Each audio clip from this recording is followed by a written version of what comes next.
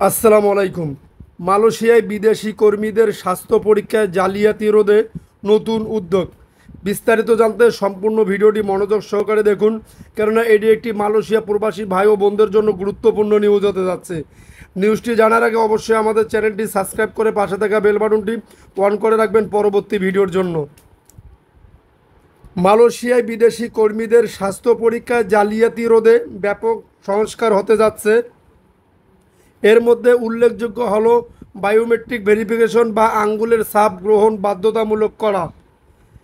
দেশটির স্বাস্থ্যমন্ত্রী দাতুক ছেরি জুলফেকলি আহমেদ শনিবার 20 সেপ্টেম্বর বলেছে, মেডিকেল এক্সামিনেশন মনিটরিং এজেন্সির ফোমেমা তত্ত্বাবধানের স্বাস্থ্য পরীক্ষা তদারকি জোরদার করেছে স্বাস্থ্য মন্ত্রণালয়।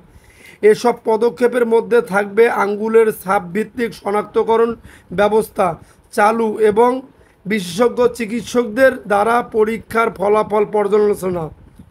জনস্বাস্থ্য রক্ষায় এবং জালিয়াতি ঠেকাতে এই উদ্যোগ নেওয়া হচ্ছে উল্লেখ করে তিনি বলেন, কেউ আগে প্রতারণা করে পার পেলেও চিরকাল তা করতে পারবে না, কারণ আমাদের স্ক্রিনিং আরও কঠোর হচ্ছে। বিদেশি কর্মীদের এক্স রে রিপোর্ট কোনো সন্দেহর উদ্রেক করলে তা বিশেষজ্ঞ চিকিৎসক দিয়ে পুনর্মূল্যায়ন করা হবে বলেও উল্লেখ করেন তিনি। সম্প্রতি স্থানীয় সংবাদ মাধ্যমের প্রতিবেদনে অভিযোগ করা হয়, কিছু অসাধু চক্র অসুস্থ বিদেশি কর্মীদের নামে সুস্থ ব্যক্তিদের দিয়ে স্বাস্থ্য পরীক্ষা করাচ্ছে।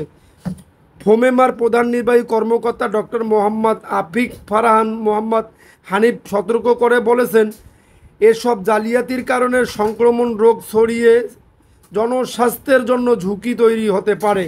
নতুন উদ্যোগে এসব জালিয়াতি ঠেকানো আরও ফলপ্রসূ হবে আশা প্রকাশ করে স্বাস্থ্যমন্ত্রী বলেছেন, আঙ্গুলের ছাপভিত্তিক ব্যবস্থা বায়োমেট্রিক পদ্ধতির দিকে আমরা এগোচ্ছি।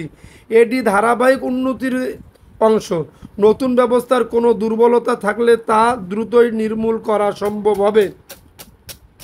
যদি আপনাদের নিউজটি ভালো লেগে থাকে তাহলে অবশ্যই আমাদের চ্যানেলটি সাবস্ক্রাইব করে পাশে থাকা বেল বাটনটি অন করে রাখবেন পরবর্তী ভিডিওর জন্য।